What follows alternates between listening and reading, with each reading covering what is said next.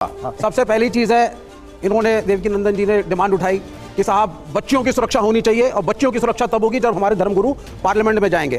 तो बच्चियों की सुरक्षा करेंगे आसाराम बापू, बच्चियों की सुरक्षा करेंगे चिन्मयानंदा जिनकी सीडी सामने आई, बच्चियों की सुरक्षा करेंगे आपके राम रहीम साहब जिनको पैरोल पे छोड़ा है भाजपा ने वोटों के लिए, ये करेंगे। आप सबसे पहले मुझे ये बताइए, इन धर्माचार्यों पे अंकुश कौन लगाएगा? ये गारंटी है धर्माचार्य हो, मुस्लिम धर्म का धर्माचार्य हो, क्या आप गारंटी लेते हैं उनके कैरेक्टर की? और आप चाहेंगे कि आसाराम जाएं और गाइड करें प्राइम मिनिस्टर को पार्लियामेंट में?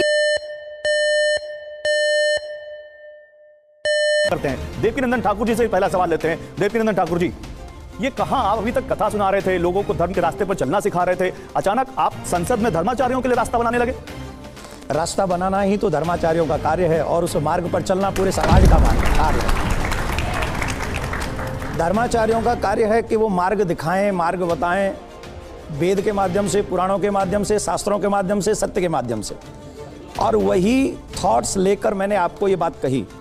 अब लोग कहेंगे कि इसकी जरूरत क्या है। मैं आपको एक बात पूछता हूं, अभी बंगाल में जो घटना उस बच्ची के साथ में हुई है, उस घटना को लेकर कुछ पार्टियां विरोध कर रही हैं और कुछ उस घटना को छिपाने का कार्य कर रही हैं। अब यहां पर क्योंकि पार्टी की विचारधारा अलग अलग है, तो सब लोग तो अपने अपने विचारधारा पे ही काम करेंगे, परंतु धर्माचार्य की दृष्टि में अगर कोई विचारधारा होगी तो वो ये कि मेरे भारत में मेरे सनातन के जितने भी बच्चियां हैं, बच्चे हैं, लोग हैं, वो सुरक्षित होने चाहिए। वो फायदे और नुकसान का विषय हो ही नहीं सकते। मेरी बच्चियां जो हैं, जिनके लिए, मां सीता के लिए, आप याद करिए हमारी रामायण क्या कहती है, जटायु लड़ गया था रावण से। किस लिए लड़ा था? सीता मैया के सम्मान के लिए जटायु लड़ गया था। और आज हम धर्माचार्य अपनी बेटियों को ऐसे होते हुए देखें और उनकी इस बर्बरता पर, उनके साथ अत्याचार पर हम लोग चुप बैठे रहें और हम कोई आगे डिमांड ही ना करें, ये गलत है। तो इस बात का लिंक इससे कैसे? और अभी तो रुको, क्लाइमैक्स अभी बाकी। कैसे जुड़ता है देवकीनंदन जी कि अगर धर्माचार्य संसद में होंगे तो बेटियों के साथ ऐसी हरकतें नहीं होंगी? देखिए, मैं एक बात बताता हूं, अभी जो कानून बन रहे हैं संसद में बनेंगे, मेरे कथा पंडाल में तो बनेंगे नहीं, मंदिर में तो बनेंगे नहीं। जो कानून बनेंगे वो संसद में बनेंगे। और संसद से कानून कैसा आया? लिविंग रिलेशनशिप जैसा। हमारे यहां से कैसे कानून बन रहे हैं? बोले अब शादीशुदा पत्नी या पति अगर अन्य किसी के साथ में चला जाएगा तो वो गैर कानूनी कर्म नहीं होगा। अब उस पर कोई, पहले ये होता था कि अगर पति ऐसा कर रहा है तो पत्नी जाके उस पर केस कर सकती थी।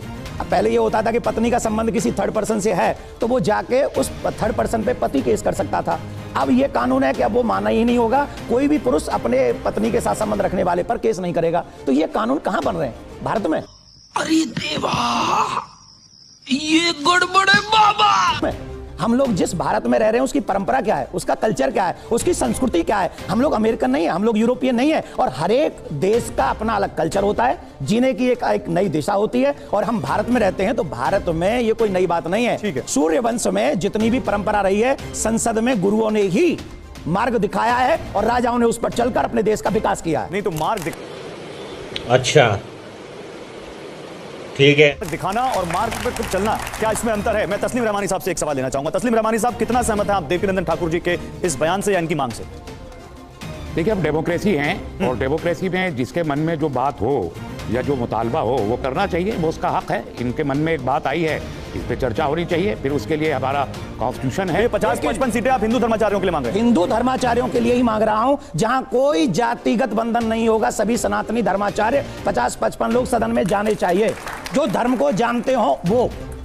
तस्लीम जी, अब थोड़ी ज्यादा क्लैरिटी आ गई है, आप कुछ बोलना चाहेंगे? आप वो देखिए, ये देश अगर हिंदू राष्ट्र बन गया है या बन रहा है, और मैं महसूस करता हूं, मैं जाती तौर पर, कि मैं एक हिंदू राष्ट्र में रहता हूं, सीधे नहीं कॉन्स्टिट्यूशन। आप हिंदू राष्ट्र में रहते हैं? मतलब मैं हिंदू राष्ट्र में रह रहा हूं, ये एक राष्ट्र सेकुलर राष्ट्र कहलाता है। ये कैसे हो गया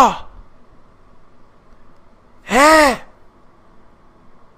लेकिन ये राष्ट्र आज की तारीख में पिछले 10 साल से ये सेकुलर राष्ट्र नहीं है, ये हिंदू राष्ट्र है। ऐसा क्यों कह रहे हैं? इसलिए कह रहा हूं कि यहाँ पर जितने फैसले हैं वो धार्मिक सिलेक्टिविटी की बुनियाद पर बहुत सारे फैसले हो रहे हैं, कंटिन्यूअस हो रहे हैं। मिसाल के तौर पर ये जो आपने पूरा ये डिमांड देवकीनंदन ठाकुर जी ने उठाई है, ये इसके बैकग्राउंड में इन्होंने, और आपने भी जिक्र किया, पता नहीं वही है या नहीं है, कि ये जो कलकत्ता में रेप कांड हुआ उसके परिप्रेक्ष्य में शायद इनके मन में आया है गालिबन। तो अगर ये बात सही है तो फिर जो 8 रेप हुए हैं इस दौरान में, उस रेप से लेके अब तक, और बिल्कुल सिमिलर उसी क्लास का यानी मेडिकल क्लास से रेप हुआ है उत्तराखंड में, उसका कोई जिक्र पूरे देश में कहीं नहीं हो रहा। ना कोई सेकुलर पॉलिटिकल पार्टी उठा रही है, ना कोई नॉन सेकुलर पॉलिटिकल पार्टी उठा रही है, ना कोई मीडिया उठा रहा है, ना कोई धर्म गुरु उठा रहा है, कोई नहीं उठा रहा।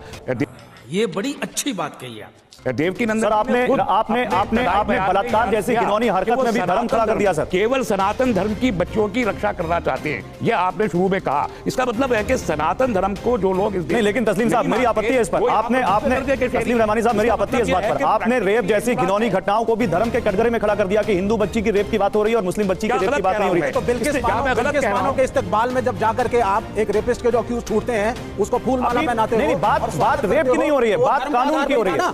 एक मिनट मुस्लिम औरत विवेक जी मुद्दा अलग हो रहा है, मैं कुछ और कह रहा हूं, आप कुछ और कह रहे हैं। आप बिल्किस बानो पे जा रहे हैं। नहीं, आप वो कह रहे हैं मैं हिंदू राष्ट्र में रह रहा हूं। फूल माला अच्छा, वो ये कह रहे हैं मैं हिंदू राष्ट्र में रह रहा हूं, आप सहमत हैं इससे? नहीं, ये हिंदू राष्ट्र हम बनने नहीं देंगे। अब वो तो कह रहे हैं मैं रह रहा हूं। सेकुलर कंट्री है, इसका कॉन्स्टिट्यूशन है और उसी कॉन्स्टिट्यूशन को हम फॉलो करेंगे। तो